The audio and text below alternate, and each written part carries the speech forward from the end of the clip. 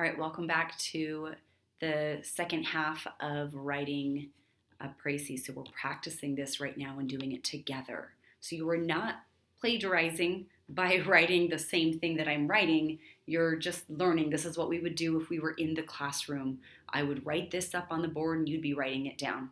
So let's continue. We have the third and fourth sentence left. We have the third sentence, which is the author's purpose. So what's the reason that Marshall gave this speech? Well, in the video where we talked about it and the specifics of it, I kept saying he's trying to persuade. He's trying to persuade the people that he's talking to. He's trying to persuade the United States to help Europe. And so he's trying to convince. So when we look at author's purpose, we have the five, P-I-N-E-D, pind, persuade, inform, narrate, entertain, describe. He is persuading. So all we have to do here is punch in Marshall's purpose is to persuade in order to or so that what, right? So let's take a look and see what we can type. I'm just going to type right. Let's see, should I do it right up here? I kind of like doing it right below. I'm going to do that. That's how we did the first one. So Marshall's purpose is to persuade the United States. So I'm going to change this just a little bit.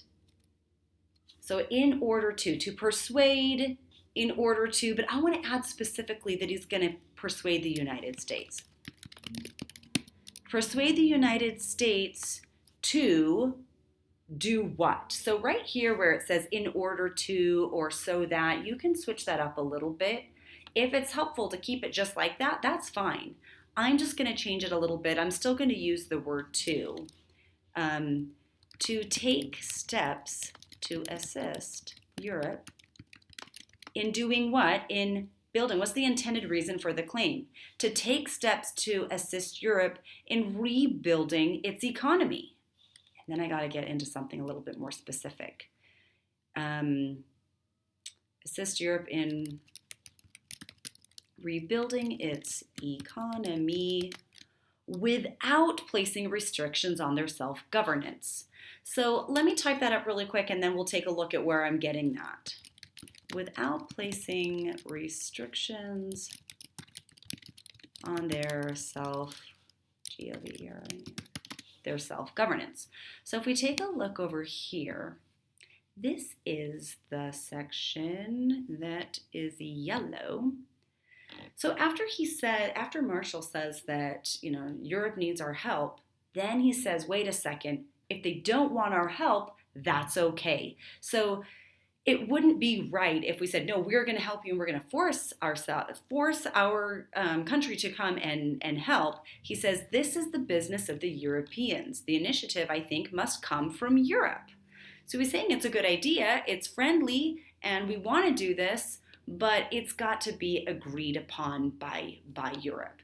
So in this case, when we're talking about the author's purpose, he makes it clear that he thinks, so Marshall's purpose is to persuade, and he wants other people to get on board, the United States, to take steps to assist Europe in rebuilding its economy without placing restrictions on their self-governance. Their meaning Europe's self-governance. They still want to do whatever is best for them. They did accept in the end, and it was a very successful plan. So it worked out, but he wanted to allow them to do their own thing. You guys, sentences 1, 2, and 3, check. All done with those. Now we're in this last section. See how I'm just deleting those little patterns? You can copy and paste it into your Google Doc and then do what I'm doing here. Or maybe you're following along like I suggested. Fantastic. All right, sentence 4, audience and tone. So this is going to be a little bit more difficult. It's not always clear who the audience is. Sometimes when an author is writing to entertain, we don't know exactly who he's trying to entertain or who she's trying to entertain.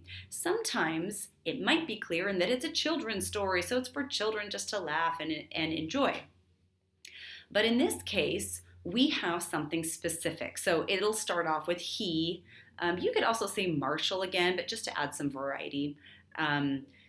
we might say he and then creates a mood of, or he as Secretary of State. Maybe I'd like to add and throw in again his title. Where is he? So he creates a mood of what for an audience of, and what's the intended audience? He does have a very specific audience. So let's take a look.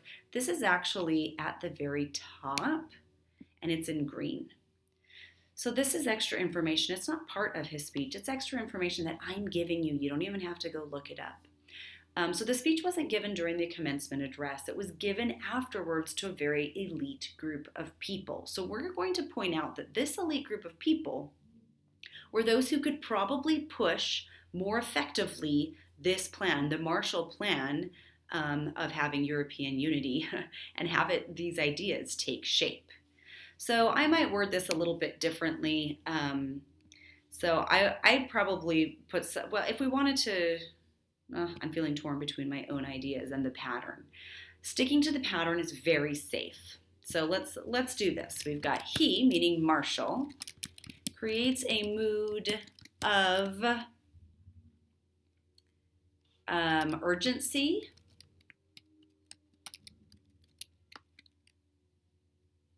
for an audience. So I might not say for an audience of, I might just say to the elite who could, and what could they do? Who could effectively push for his ideas to take shape. So he creates a mood of urgency. So here's this mood throughout the text. To the elite. So for what audience?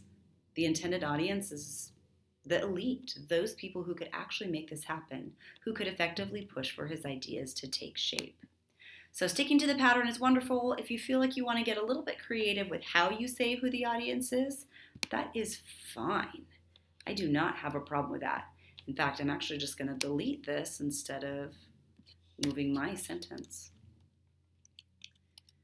So now we've got our entire Précis. Here's our Précis, our final Précis.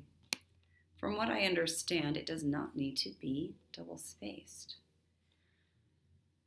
So I'm not going to ask you to double-space it right now. If I change my mind for your final project or I get told differently, I will let you know. Let's read it. So this isn't an example. Well, I'll leave that as an example. In the speech, European Unity, 1947, George C. Marshall, Secretary of State to President Truman, writes that the United States needs to assist Europe in recovering from World War II. Sentence 1. Marshall supports this point by expressing the dire situation of Europe's collapsing economy from farmers who have withdrawn many fields to lack of trade that created a process that exhausts funds. That's sentence 2.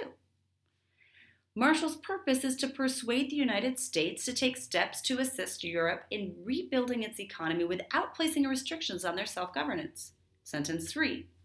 He creates a mood of urgency to the elite who could effectively push for his ideas to take shape. There's our sentence 4. You have written your first Précis. We did it together. Your next one will cover the information and I'll give you some hints and help you with how do you get these 4 sentences together. Nicely done.